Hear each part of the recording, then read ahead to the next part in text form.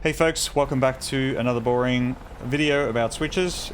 Today it is the first up, it's the Boresight Polarity Switch, and I sort of discovered this one today because I was flying with Banger and we were talking about doing the old Boresight thing with your HDU, and we decided to look at having a switch to do Boresight, which there is actually one for it.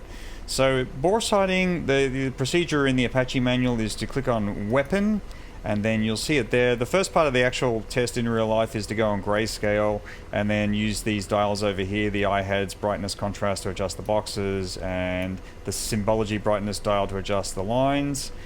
So once you've got those happy, you deselect grayscale, then click on Boresight, and then click on IHADS. And when you do, you get a Boresight Now option on this L6 button. You can also use your cursor and hit enter, and then that will do it also. But you kind of need to have your head up on that little reticle there, and you don't want to move it by trying to look down and see a button there. You need to turn up this dial here, this interior light primary dial, otherwise you won't have those little yellow circles. So yeah, so using the Boresight side of that switch, we're going to put our little cross there, and we're going to make the circles in the middle, and we're going to get the cross in the middle, and it's going to all look really wonderful. And then we're going to press forward on Boresight, and then it's going to disappear, and we've saved that little Boresight setting. So we'll deselect it there, and we should get our weapons page back. And the polarity side of that switch is if we turn on the night vision, you can toggle between black hot and white hot using the polarity edge of that button. And that works from the Copilot gunner seat as well, so it's the same switch. But if you're in TADS and you've got the FLIR up, it will function to change white hot, black hot. And if anyone's wondering, I know I said that I had that set to the pinky switch, but the TV FLIR, but I've moved TV FLIR to the boat switch, and my laser is now on my speed brake switch. So pushing the speed brake aft does first D10 LRFD, and pushing it forward where it latches, that does second D10 LRFD. So I know folks are asking me to share profiles and stuff, but it's kind of changing constantly, but that's what I have at the moment. So now we're going to move on to the Symbology Select Switch. And this is the one on the cyclic here, and pushing it up, I've got this on the Castle of the F18 stick, so pushing it up once goes to transition, and transition is for when you're transitioning between hover and forward flight, and you get that dashed line. That's how you recognize transition, the dashed horizon line. And then pushing it forward again puts you in C, which is cruise, which is basically an F18 heads-up display with a pitch ladder. And the one thing you get, if you look in the top right there, you can see 17. That's the barometric altimeter, and that is only in cruise. It goes away in transition.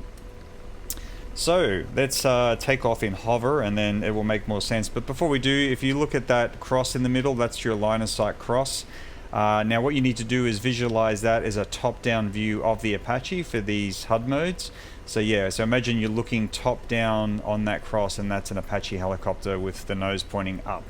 So once we get airborne, that will make a lot more sense. So we're going to go down on the Symbology Select Switch to hover mode, and if we were to press it down again, we get bob up, but we're just going to press it down again and go back to hover. So let's try and get into a hover and not crash, and let's see how bad my piloting really is. So going up on the collective, bit of left pedal and a bit of cyclic, and that worked out pretty good.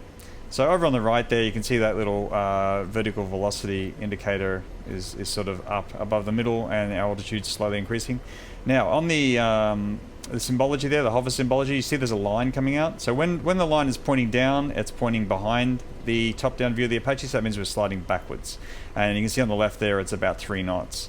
And then on the end of that line, there's a circle. That's the acceleration cue. And that is basically, wherever that is, you want to move your stick in the opposite direction to arrest the movement. And it's one of those things that the more you play with it, the easier it will get. So you can see there, that's not too bad. Now if I was to get too fast in any direction, so say if I let it go forward, see the line gets to the edge of the scope at about 6 knots, and then the acceleration cue falls back to the line of sight indicator. So now if I were to then pull the acceleration cue behind the LOS, the Radar. aircraft will slow down, and that line will start getting smaller again, and then it will jump back to the end of the velocity vector line. So yeah, you kind of just want to fly around with it a bit, and it will make more sense. Now if we push forward, we'll go to transition, and then you'll see that the velocity vector scale, you know, got a lot smaller, and so now it saturates to the edge of the display when you get to 60 knots. But when it saturates this time, the acceleration Q will just still stay at the end of it. It doesn't fall back to the LOS like it did on before. Now, one thing I want to mention is you only get that home plate icon, see on the ship there? That's our direct to. You only get that in transition and in cruise. If you're in hover, you won't have it. So today when we were flying, you know, the CPG would set a direct to, and the pilot wouldn't see it until they went to transition or cruise. I mean, you still have all your navigation stuff's working, but yeah, it's just a little bit of an interesting anecdote. So as you can see, we're basically an airplane now. We're basically an F-18. We've got our barometric altimeter because we only get that in cruise up the top there. And yeah, when you turn everything, it just looks like an F-18 HUD. So we're going to go over here and we're going to arm up the gun. So I'm going to press arm down there on the armament panel. I'm going to click off my trigger guard. And so now we should be good for gun. I'm going to WAS the gun. Look at all these acronyms I've learnt. Thanks, Wags. Alright, so now if our Boresight wasn't very good, obviously we're not going to be able to shoot anything. So I'm just going to 9 o'clock. Just going to cruise past the bad guys here. I'm going to go into transition mode, and we're going to look down here, and there should be some bad guys. So of course we're a lethal killing machine, so there we go. There's something down there. Look at that. Alright, so we're going to put the crosshairs over the bad guys. Radar. 9 o'clock. Searching.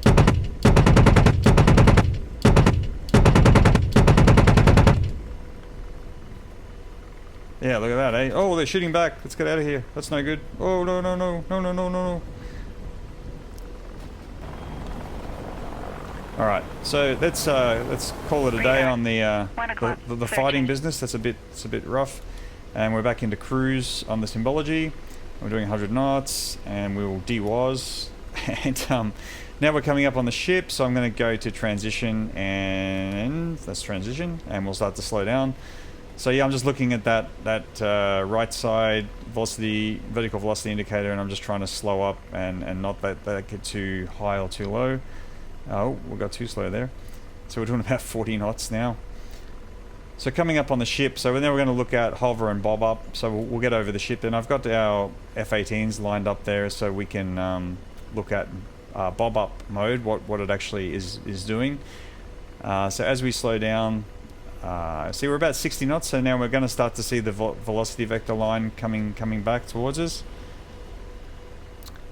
See it unsaturate.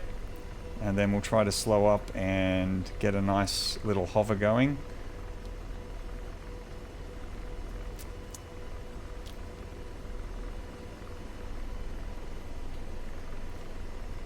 Oof, that's not very good. I must have been really close to hitting a tail then. So now I'm going to go to hover mode. So we just get our little line there, which tells us we're going backwards. So we'll push it up the front there, and then we should be going forward. And then that little ground tow vehicle there, that is about 12 square feet, which is about the size of the bob-up window. And the bob-up window has about 40 feet of movement in the display. So what I'll do is I'll just move forward a little bit more, because I'm going to put this side by side with a top-down view so that you can see exactly what it looks like. But basically I'm going to press down on the Symbology Select Switch, and that's going to drop a box on the flight deck. Now that box is where I were when I pressed the button, so now you can see I'm drifting away from it. But if I move the little line toward it, we will drift back towards it, and then we should be able to end up in the exact spot where we started. So hopefully the top-down video I do of this makes a little bit more sense, and hopefully I can sync it up so it makes a bit more sense.